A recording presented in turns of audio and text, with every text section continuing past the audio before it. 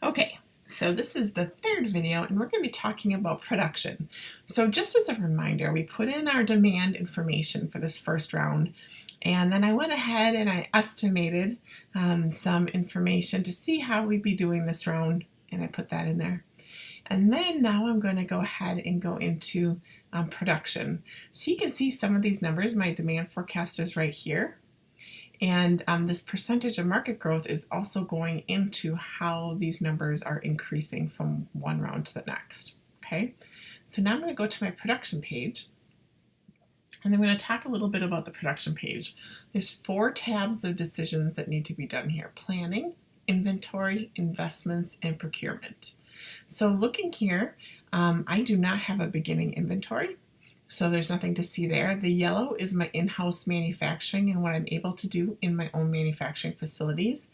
The orange is my satisfied demand, and the green is my unsatisfied demand. Okay, so and then red would be my ending inventory. So if you look overall, my estimated demand is 6,220 units. Now these are in thousands of units, so think of it as 6 million.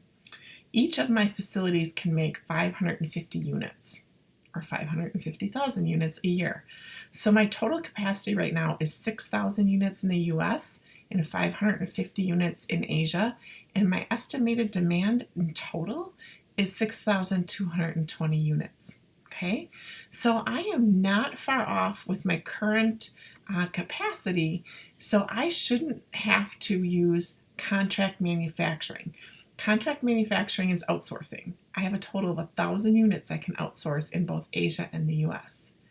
The only reason why I might want to outsource some in Asia is because of the tax issue, and it might be cheaper for me to do that.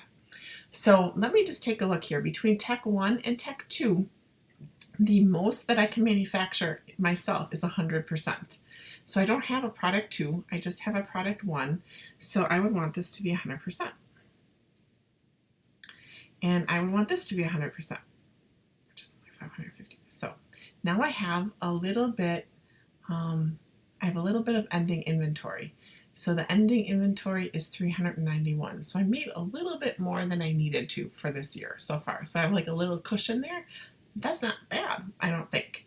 Now I might want to do something a little bit different and perhaps make 500 more units in Asia, which would increase my contract manufacturing up here and also increase my ending inventory. So why would I want to do that? It costs a little bit more, but maybe it would give me more product to ship right to Asia right away. So you don't have to follow everything specifically. There's trade-offs in every decision that you make.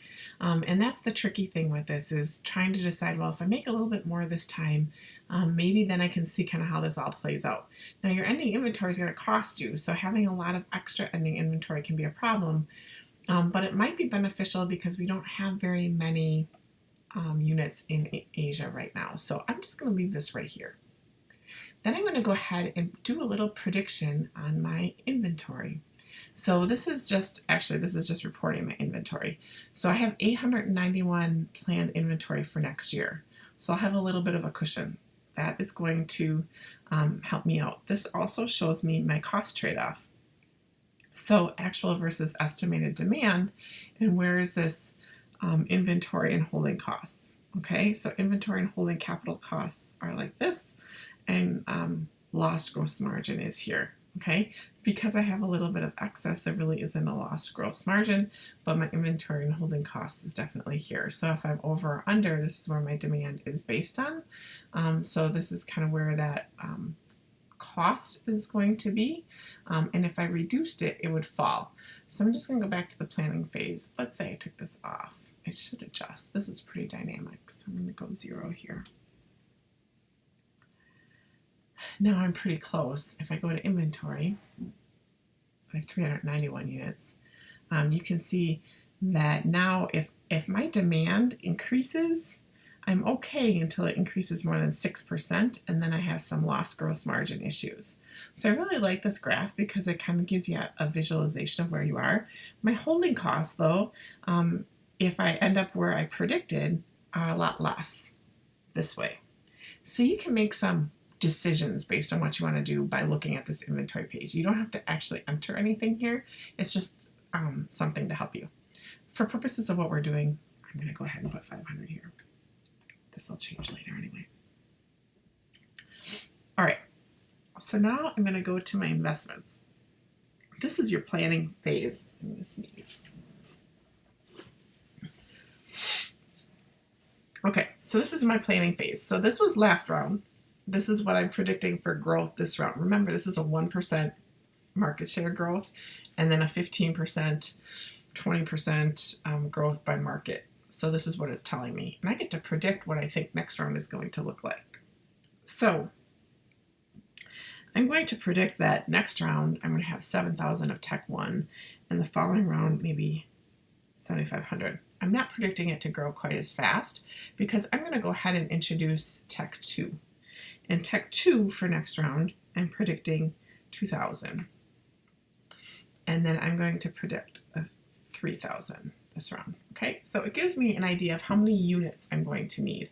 I'm also trying to demand how the market's going to grow or predict how the market's going to grow. I don't really know this, but this is in my head trying to help me plan.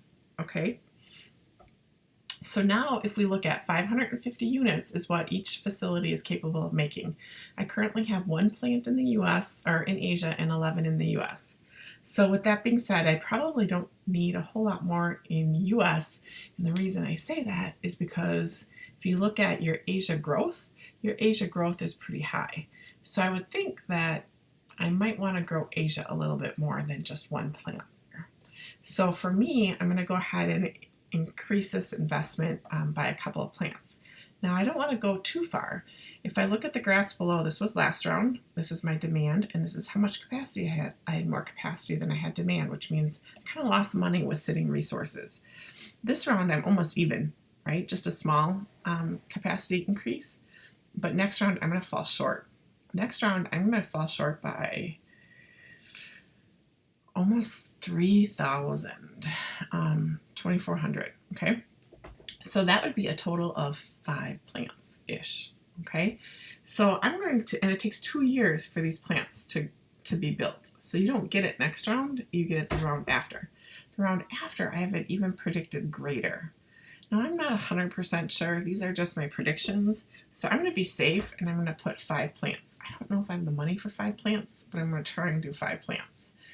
So this is just my planning. I can go back and change this.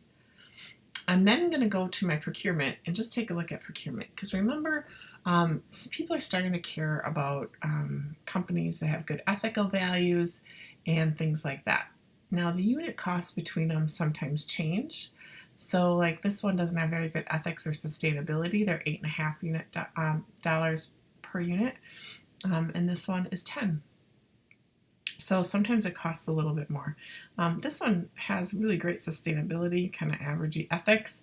I look at 3 as an average, not a horrible, but I would say that I probably wouldn't want to use this one and this one this round based on what I'm looking at. The rest I think looks like they'd be probably pretty good. I don't think I would want to go to just have one supplier because if you put all your eggs in one basket, something can happen to them and that would be a problem. You can also order a study, and a study would kind of look at, how are they doing now, and maybe it's a little bit more evaluation, but this is what I would do for this. So those are the decisions that you make. You make a quick review on procurement, investments, your planning, your capacity, and building plants if you need to build plants. And there'll be a round or two where you can actually remove your plants too. So if you have too many, I give you 2 rounds to be able to do that. So you'll have that capability, but not in the practice rounds. And then planning, in the planning phase here, this is where you put in your production. Okay, and I'm just going to leave this for right now. So we'll have a little bit of outsourced capacity. Let me know if you have